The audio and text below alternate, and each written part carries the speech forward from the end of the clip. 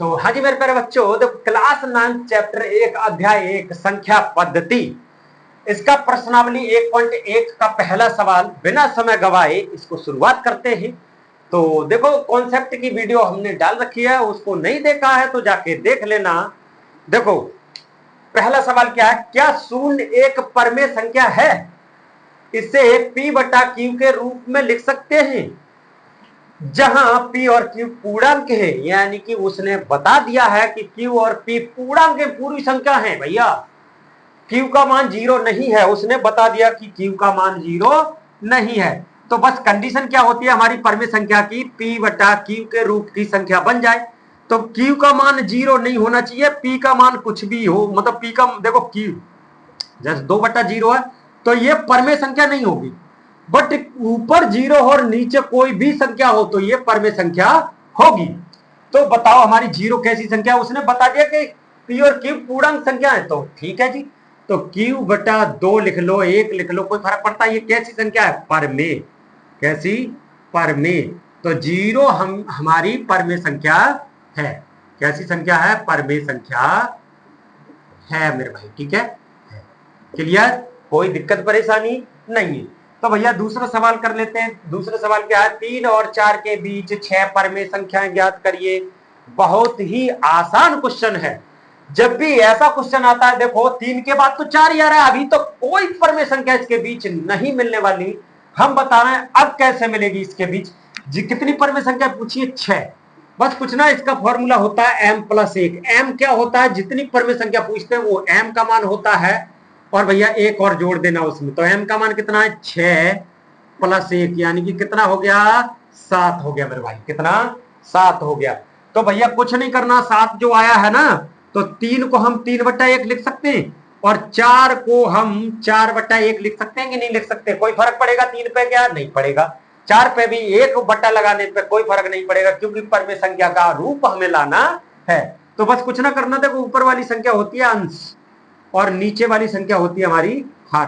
तो जो 7 आया है का, वो अंश और हर में दोनों में गुणा कर देना, परमेय संख्या मिल जाएंगी हमारी।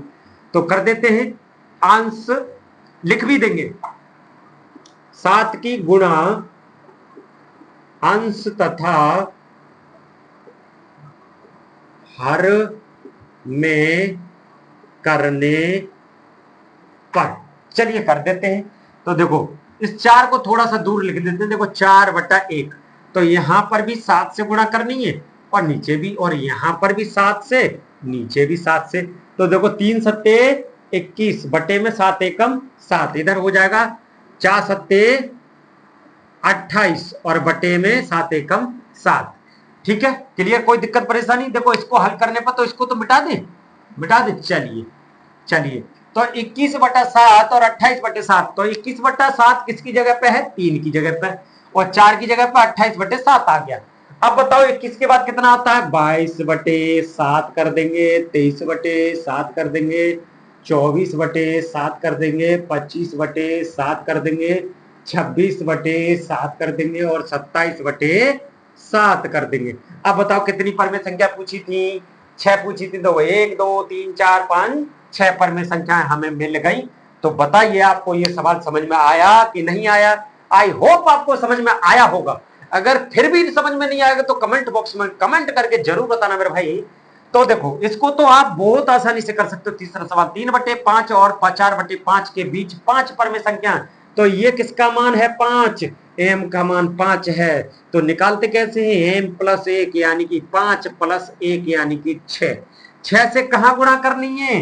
अंश तथा हर में। बस परमेय संख्या निकल आएंगी, यानी कि 3/5 यानी कि 6 से ऊपर गुणा 6 से नीचे, और 4/5 ऊपर 6 से गुणा नीचे भी 6 से गुणा, यानी कि ये हो जाएगा 3×6 18, ये हो जाएगा 5×6 30, ये हो जाएगा 4×6 24, इधर लिख लेते हैं, और ये 5×6 30।